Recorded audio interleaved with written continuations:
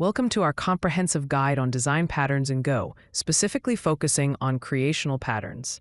Today, we'll explore 3 fundamental creational patterns that every Go developer should master. Creational patterns are essential building blocks in software design that help us create objects in a controlled and flexible manner. We'll be covering the singleton pattern, which ensures only one instance of a class exists, the factory pattern, which creates objects without specifying their exact class, and the builder pattern, which constructs complex objects step by step. These patterns are particularly powerful in Go due to the language's unique features and idiomatic approaches. Creational patterns are a category of design patterns that deal with object creation mechanisms. They provide ways to create objects in a manner that's suitable to your specific situation. The main goal of creational patterns is to control object instantiation, making your code more flexible and reusable. These patterns help increase flexibility in your codebase by decoupling the object creation process from the system that uses these objects. They promote code reusability by providing standardized ways to create objects across different parts of your application. Additionally, creational patterns encapsulate complex creation logic, hiding the intricate details of object construction from the client code.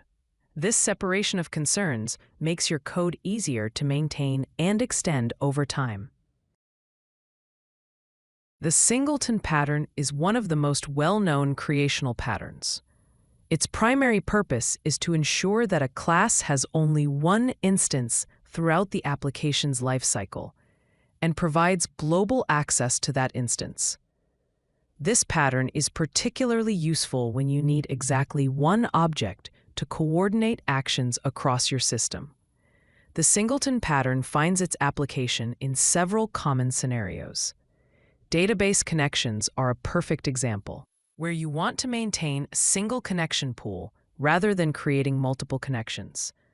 Logger instances benefit from the singleton pattern because you typically want one centralized logging mechanism. Configuration managers are another excellent use case, as you usually need one source of truth for your application's configuration. Cache implementations also commonly use the singleton pattern to ensure consistent data storage and retrieval across your application. Let's examine how to implement the singleton pattern in Go using a thread-safe approach. In Go, we leverage the sync.once type to ensure that our initialization code runs exactly once, even in concurrent environments. We start by defining our database struct, which represents the singleton object we want to create. The struct contains a connection field of type string. We then declare 2 package-level variables, instance, which will hold our single database instance, and once, which is of type sync.once. The sync.once type provides a mechanism to ensure that a piece of code is executed only once, making it perfect for singleton initialization. This approach is thread-safe and follows Go's idiomatic patterns for implementing singletons. The getInstance function is the heart of our singleton implementation. This function uses the once.do method to ensure that the database instance is created exactly once, regardless of how many times getInstance is called. Inside the do method, we pass an anonymous function that creates our singleton instance. The instance is initialized with a database struct containing a connection string. The sync.once guarantees that this initialization code will execute only once, even if multiple goroutines call getInstance simultaneously. After the do method completes, we return the instance. We also define a query method on our database type to demonstrate how the singleton can be used. This method takes a SQL string as input and returns a formatted string showing the query being executed. This implementation is both thread-safe and efficient, as subsequent calls to getInstance will simply return the already created instance without any additional overhead. The factory pattern is another essential creational pattern that creates objects without specifying the exact class to create. Instead of calling a constructor directly, you call a factory method that decides which class to instantiate based on the input parameters. This pattern encapsulates the object creation logic, making your code more flexible and maintainable. the factory pattern provides several key benefits. First, it promotes loose coupling between your code and the concrete classes it uses. You depend on abstractions rather than concrete implementations.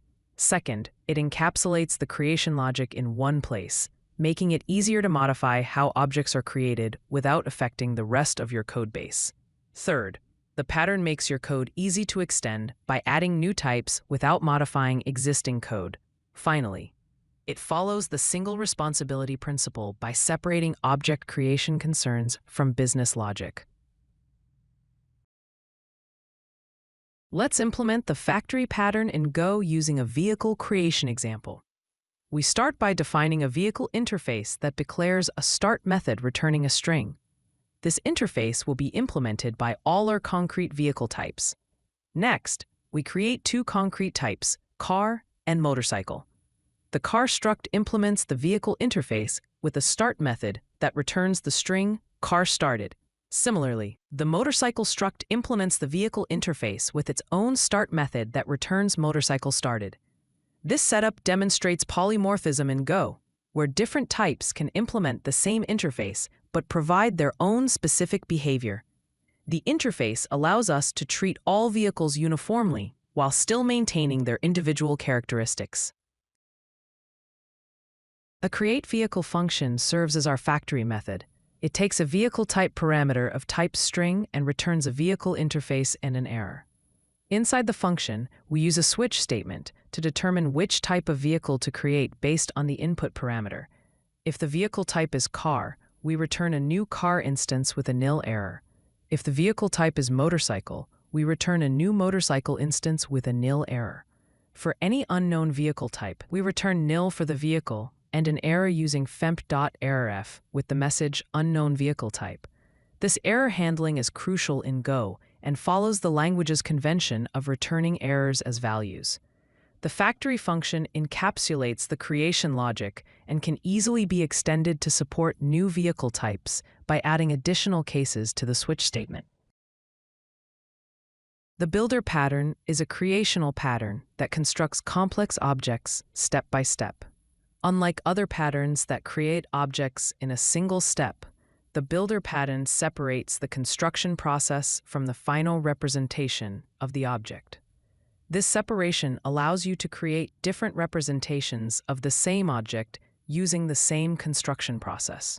The builder pattern offers several significant advantages. It enables step-by-step construction of complex objects, making the creation process more manageable and understandable.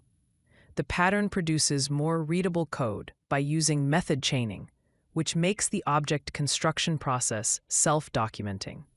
It handles optional parameters elegantly, allowing you to set only the properties you need without having to deal with complex constructors. Finally, the builder pattern often produces immutable objects, which are safer to use in concurrent environments and help prevent bugs related to unexpected state changes. Let's implement the builder pattern in Go with a house construction example. We define a house struct with 3 fields: windows of type int, doors of type int, and has garage of type bool. This represents the complex object we want to build. Next, we create a house builder struct that contains a house field of type house. The house builder acts as our builder, maintaining the state of the object being constructed. This builder will provide methods to set each property of the house and finally build the complete house object. The builder pattern is particularly useful when you have objects with many optional parameters or when the construction process is complex and involves multiple steps. In Go, this pattern is often implemented using method chaining, where each builder method returns the builder itself, allowing for fluent and readable object construction. If you like this video, hit that like button and don't forget to subscribe. Visit CodeLucky.com for more such useful content.